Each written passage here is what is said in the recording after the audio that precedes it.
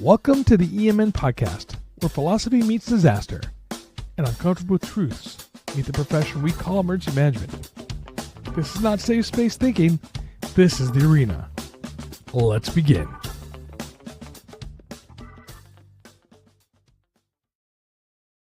Good morning, good afternoon, depending on where you are at in this fine land. And it is going to be 90 degrees this weekend in California. How crazy is that? I will talk about weather because my friend Andrew is on the other coast where it's still cold. So not that cold. Not 90 degrees though. No, it's going to be 69 degrees today. That's beautiful. In the New York area. It is. That's actually my favorite. 60s and 70s, like low 70s. That's like my sweet spot. That's where I like to be. 90s is hot. It's difficult hot. But anyway, I digress. We're not here to talk about the weather. We're here to talk about robots, responsibility, and emergency manager. This is a series of articles that are coming out starting this week by my dear friend Andrew, who loves obscure literature. Yes, I do. Let's talk about it. So, I mean, like, what? I mean, we are in the age of robots. We are in the age of AI, which is not a robot. We are in the age of, HAL. For those of you who remember HAL, I mean, HAL's alive right now, right? I mean, it's like actually doing things. We're having we can't call it a war right now. We're having kinetic actions taking place in the Middle East that have actually drones attacking each other, right? I find that fascinating. Not the fact that people are dying, but the fact that drones are attacking each other. Was it SpaceNet? Is that coming true? Skynet coming true, right? Are all these things occurring? I believe there are elements of that are true, and I think, as I sort of bear out in the article, are we looking at the potential for dystopia or utopia in terms of how we handle it, specifically for emergency management, right? But it's hard to sort of, separate what's going on sort of globally and conflict and the potential threats that might pose, and what we do domestically in our emergency management sphere. A lot of what grew out of emergency management stems back to civil defense, right? But to your point, I mean, it is being used. It's widespread. It's ever present. It's in the ether, so to speak. It is part of the zeitgeist, as far as how it will impact us and how we use it. Right? You just look at the headlines, and it's important. It's what's interesting. So you mentioned obscure literature. The book that I used for the article that's coming out, and it's a 4-part series that goes along with the article headings. So the book is RUR by Karel Čapek, who is a Czech author who wrote the play and debuted in 1921 in the Czech National Theater. And there's the basic premise of the story. I'm not going to, for folks who want to read the book or want to read, at least there's a summary at the beginning of the article, is that there's a factory that creates robots, and people become over-reliant on the robots, and they cede responsibility, and it doesn't end very well. So I'll leave it. But the robots are human like androids. They're androids. And when they're originally created, the androids are created for universal robots. They're manufactured for some specific types of jobs and things like that. What someone winds up doing is giving them feelings and things like that. But they give them feelings and they give them some elements that are human, and then they don't put any, guardrails around it, and unintended consequences happen as a result of that. And that's that and storyline. then Just to kind of sorry to interrupt you, just real quick. That no, no. storyline of what I find is interesting is it's something that we explore as humans a lot, right? I mean, like you have, I mean, even like Star Wars, for instance, Mhm. explores that in the concept of the clones, right?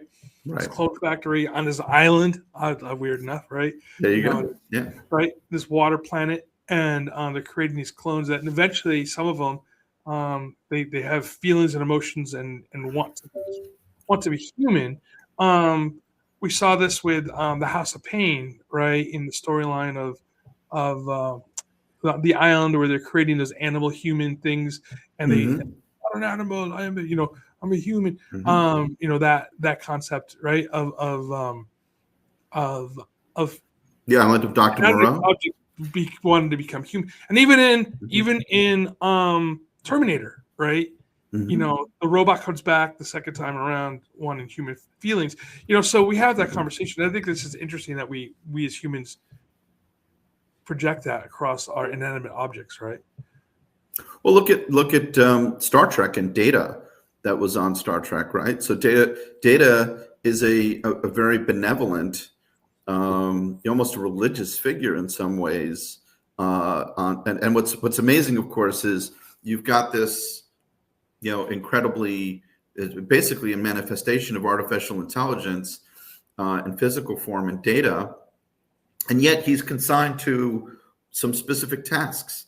He's not running the show, so to speak. And I think, to me, that is an interesting example, right? He is a member of staff. He's not part of the command. And so I think that's the point I think that we need to explore and sort of get to right on this. Because I think that to me is a really key point. So how do as emergency managers, and it's interesting, when Justin Cates um, became president of IEM, in his inaugural speech, he went into the concept of things that may replace emergency managers. And one Mhm. of it was specifically using AI to write plans. Mhm. Now you and I both know that you can't just have a plan written by AI. I suppose they can help you write the plan for sure, and we'll get into that here in a second. But you know, is there could it happen to where AI is trained the thought the at least the language models that we're using, because even the AI that we think of AI isn't truly AI. It's a language model more than anything else. But could it be trained to write a solid plan, knowing everything? If you plug in the right information, I guess, into it, could it write a solid emergency management EOP? I mean, we use it to artificially look at, if you look at WebEOC or DLAN or VOCI, any of those incident management softwares, just to name a few. I'm sure there's others that are out there. You look at our incident, our messaging programs, Everbridge or whatnot. I'm not any of these things I'm laying out there aren't sponsors by any means. So any of those programs that are out there that are talking about, they all use an AI or a language model to help you write. Right? We utilize Mhm. ChatGPT in some cases. We utilize Grammarly. I utilize Grammarly extensively when I write, because that way it makes my grammar better, right? Or hopefully perfect. Pay, those things, right? We use those to help us to not to do it for us, but to help us, enhance us, to be able to do things better or faster, maybe. Um, are we in danger of relying too much upon these skills, or not these skills, but these devices, and do we lose skills that way? Well, let me answer the first question. I mean, I guess it may be a rhetorical question, but yes, the AI models and tools, large language models, etc., can be used and are being used in some cases. In many cases, there's a number of companies that offer this type of modeling and assistance. EM1 is one of them. There's a number of others that are out there that are doing work in this area. There's no emergency manager who would say, "Oh yeah, I have plenty of time, and I can basically go through and update our plans easily, right? Between EOPs and COOP, we often say COOP plans, right? The COOP is a plan by itself, COOP, or business continuity plans and after action reviews, whether they're for actual incidents or for exercises, developing the exercises, the whole MESL development process and scenario development is a lot of work. So all the documentation that we have to create, and yes, it can help us. To your point, we can't abdicate our responsibility in judging and reviewing things and scrutinizing what we're creating. And that's where the human in the loop is really critical to ensuring that there's a level of accountability and understanding what's the information and data that's going in. Is it clean? Is it accurate? And then what's coming out the other side? What's the process that it's used? Now, we're not going to be able to understand every little process that it creates, but we'll understand the basics of what it's doing, right, or understanding it, and then making sure that we're the check to make sure that it's accurate, that it's equitable in terms of how it's doing the job, etc. I point to a number of potential dangers and mistakes that can, happen, right? We're familiar with the idea of hallucination, right? That AIs can engage in, where they can make stuff up. There's an example where, it can block off a road where it's, not blocked in some ways and route traffic. And then if EMS is sending out resources to specific people in an area, that delay in getting stuff through because they're rerouted may cost people their lives, and those are critical decisions. And so those are things that we need to make sure that we as emergency managers, professionals, public safety folks are investigating, interrogating the models, interrogating the ground truth of what's going on so we understand. So yeah. And real quick, we had the opposite problem here in California a few years ago. Not AI necessarily, but the crowdsourcing of traffic data through Waze and Google. Mm-hmm. And during the fires, obviously there's nobody on the road, right? Because the fire is burning the road, right? Mm-hmm. And so it was routing people into the danger zone because it saw that it was empty, right? So we actually had to have a full conversation with Google to talk about that, and they do a better job now. That problem has been solved. But my point about it is AI may not just only block a road that may not need to be blocked, but they may have open road that potentially could send people into harm's way. So either way, it's we need to have human check on those things, right? Well, and again, that's where we come into. That's where our coordination role and that public-private partnership is critical, mission critical, right? We talk about public-private partnerships. There, it's really important because people rely on those. They're looking at their Google Maps to decide where they're going to go. And we say this to people right on a regular basis. Make sure you check your evacuation routes, whether it's flooding, whether it's fire, to make sure that you have an alternative. Now, the other part of that is making sure that we're getting out in front of things to make sure it's clear to people where they need to go, how they need to go. And when people are, again, we're reliant, that is, Google Maps is just another form of an artificial intelligence in the background, right? Of telling you where and how to go.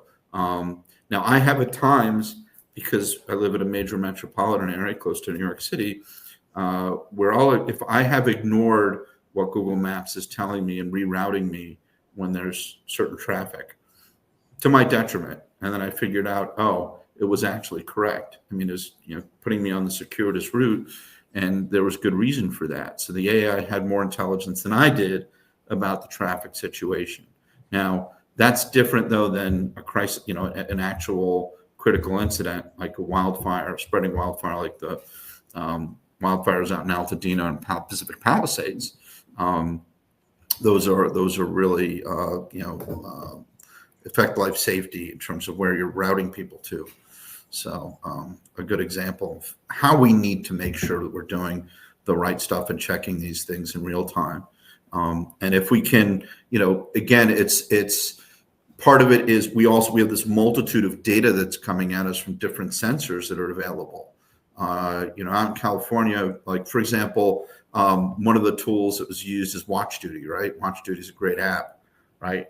And it can be enhanced by having more precise information from street cameras and things like that. Just think about the access in a critical incident to all the streams of data that we have, satellite information as well as local ground information, to put that together so that we can get people out of harm's way much quicker, right?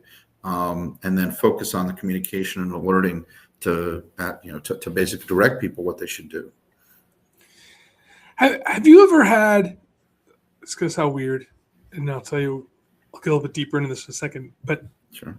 Have you ever had a conversation with like ChatGPT?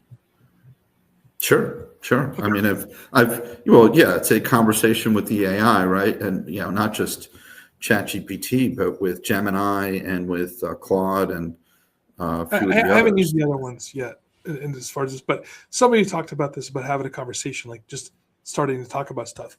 And the reason why I bring this up is there are people who are using chat, or maybe the other ones as well, for therapy, right?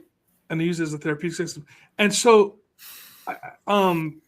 there's this author, his name is Cal Newport, and he wrote a couple of different books. Specifically, he's from MIT. He's a technology guy, which is funny because he gets into anti-technology conversation during a couple of his books. But they were doing, before this became popular, this language model, MIT was playing with it, and they had, they would bring students in or others to chat with it, to teach it, to talk to it. And what they found was there were a few staff members who would actually use it even when they didn't need to, like when they weren't signed up to use it. They would use it to have conversations and to have this therapy session, and they found cathartic, I guess, for them. And I've played with it a couple times just to see what it says. Interestingly enough, it will ask you, it'll ask you those stress questions. They'll say, are you going to harm yourself, or blah blah blah. They'll ask these questions. You go, no, I'm just asking questions.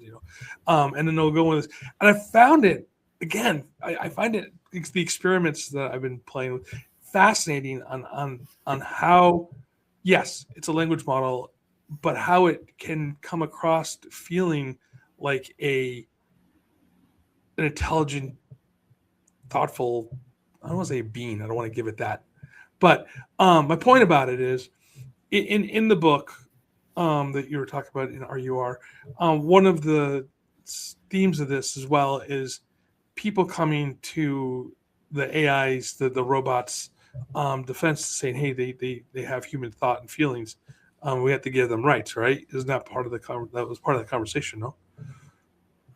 That was part of the conversation. Someone who's an outsider comes into that, onto the island, so to speak, and feels like, well, we can't treat these androids in this way, And there's a lot of other movies, science fiction movies, where we see sort of similarities, right? And it's an interesting thing. I mean, androids, AI, it doesn't have feelings, so to speak. Although if you basically if you use foul language, or maybe, you yell at, your Alexa device or Siri or something like that, it has a calculated response back to you, sort of you listen to it, you almost feel sorry for what you said, right? So that's interesting but that's programming. It's not a real person, right, that we're doing that with. But to your point, I think, about people using it for therapy and things of that sort, that doesn't do away with real life therapists. I think, what's nice about it, we need more therapists. We need more therapists in the world to be able to do the work that they do. I don't think enough people have that. And full disclosure, my wife actually is a therapist, so I have an interest in that. If she hears this or listens to this, she'll make sure that I made that point. So there's a clear difference in our human interactions, right, and being present for people as opposed to having an AI that would engage in that conversation, right? All right. So there's a second part to this point, right? Could we potentially start using AI or machine models, and we do it? We have chatbots already, right? To be empathetic points of contact for people who just were in a crisis, to be able to get answers to their problems, and not necessarily utilize like a phone. I say phone, but like a phone bank, a staff of people. Yeah. So here's my take on it.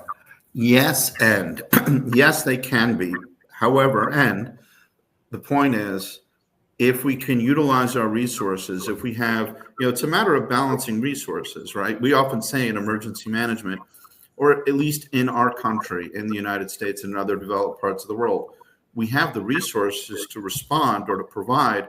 They're just unevenly distributed, right? There are many people who are crisis counselors, disaster mental health experts, but to make them available and present in that area, might take time. Similar to, physical first aid and medical support and things like that. So if we can balance that need with the capacity to provide it, that to me is optimal.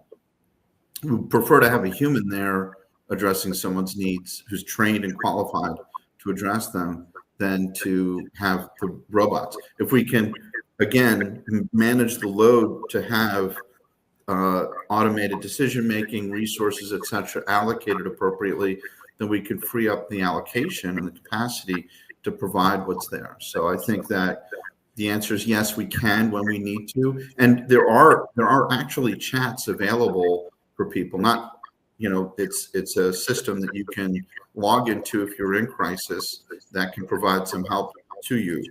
And those systems are actually set up so that they will detect when people are threatening to possibly cause harm to themselves or to others, and to then address it appropriately to escalate it. So those already exist in many ways.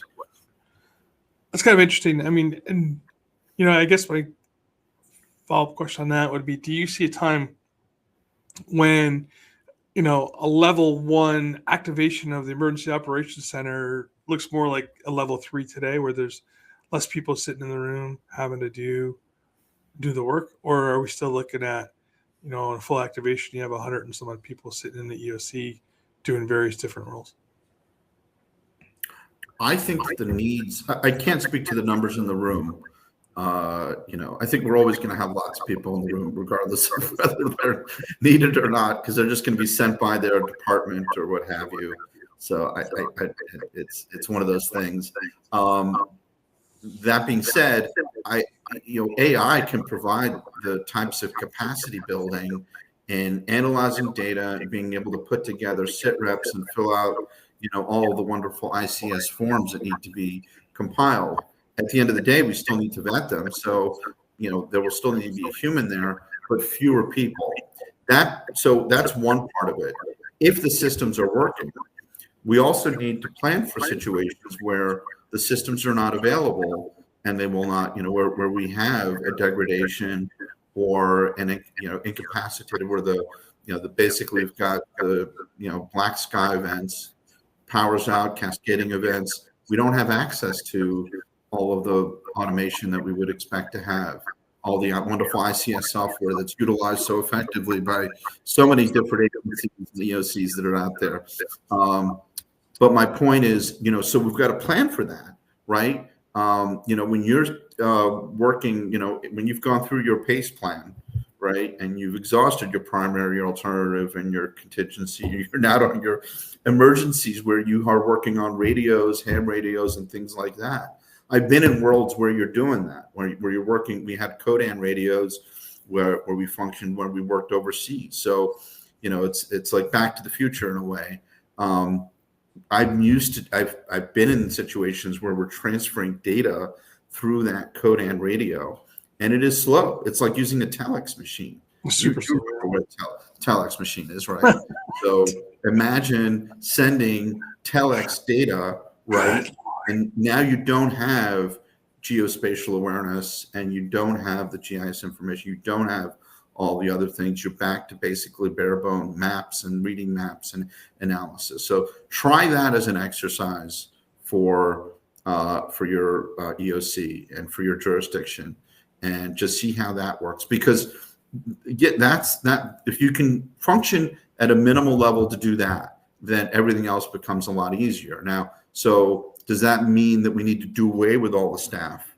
That would be so. That's a decision. And I'm not saying that we need to go back to planning and always have contingency staff, but we need to have the skills that are there to be able to, assess, make decisions, and to respond effectively as we would, before, during, and after response.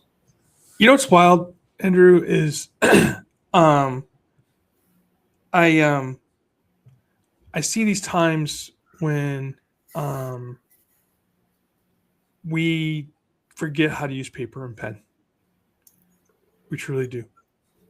But anyway, hang on one second, Andrew. I gotta pop off for 1 second because work's calling. Oh, they are. Should I do my song and dance then?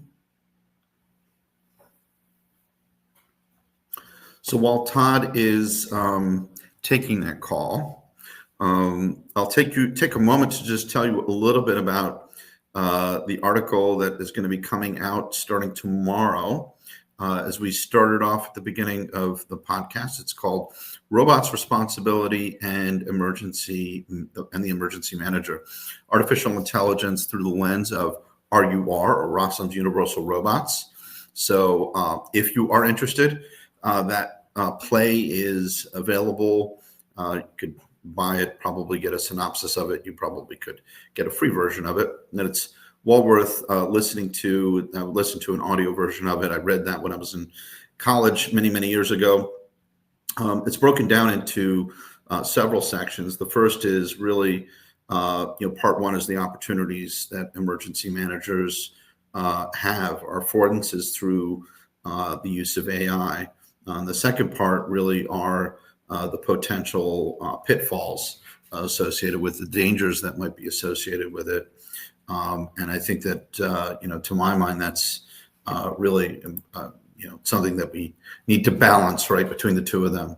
And then the third part is the sort of perils associated with AI itself, and those that we need to contend with in our modern world, right? We have disinformation, misinformation, cyber attacks that can be exacerbated. And I think the fourth part really is, okay, now let's look at what responsibilities are. How do we handle this? What are the sort of recommendations coming from that? And it's informed by a lot of research that I did for the article, as well as some interviews that I conducted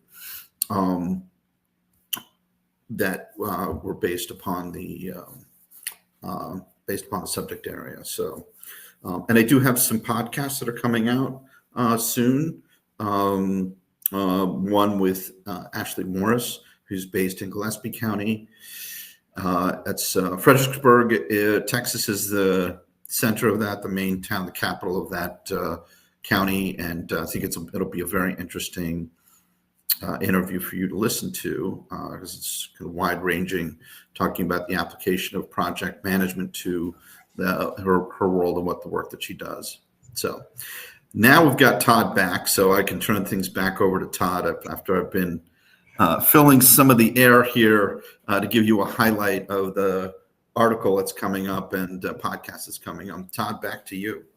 Well, the song and dance worked, my friend. I appreciate that very much. And sometimes, in our world, emergencies actually do occur. So I'm going to take care of some stuff. But that being said, I was fascinated by your article, by the way. I've obviously, as the editor of this fine establishment, I get to read these things beforehand and get to weigh in on them. First of all, what a neat way to bring this conversation up. This is not going away by any means.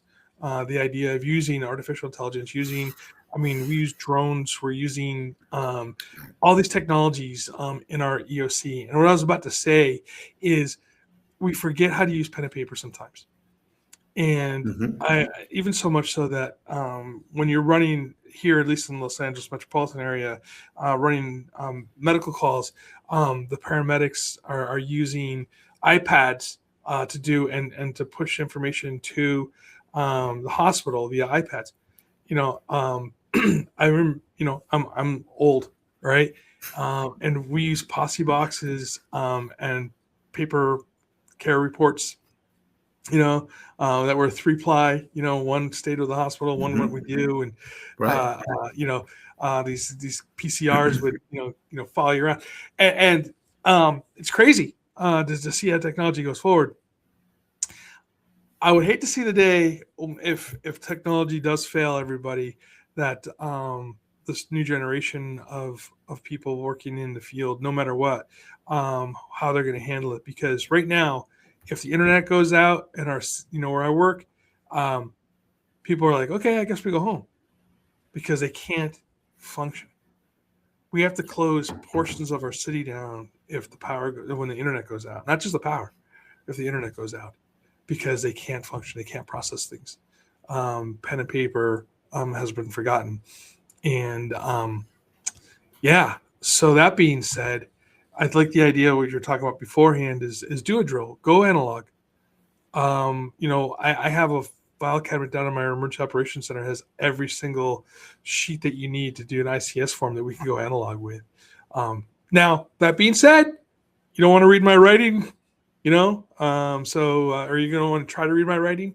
So hopefully you have a stencil and you can do stenciling.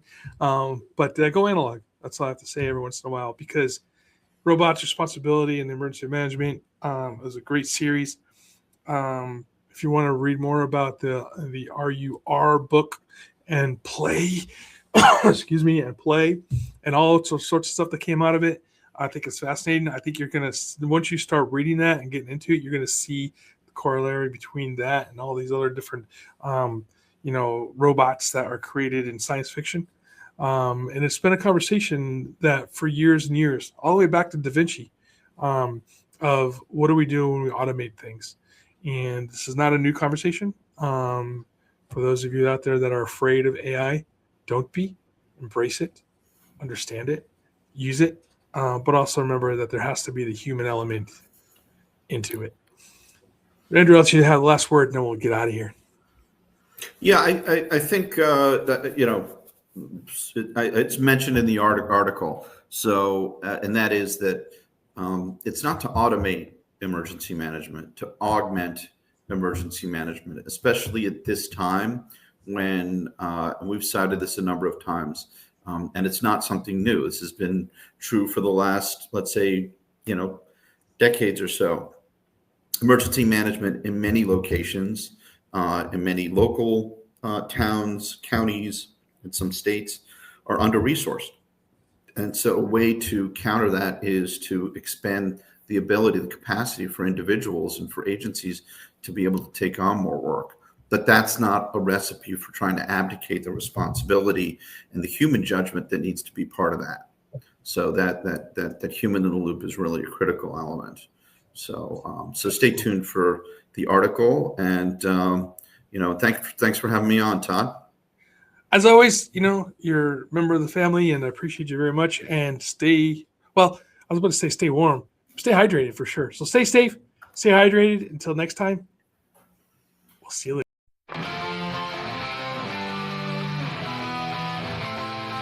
When the sirens scream out loud, or the voice that breaks the cloud, heads out high when things go wrong, will guide you through its strength and song. Disaster strikes without a sound, chaos reigns but we're around. Public safety in our hands, steady strong in every land. Emergency management, we're the guide in the night. In storms and strife we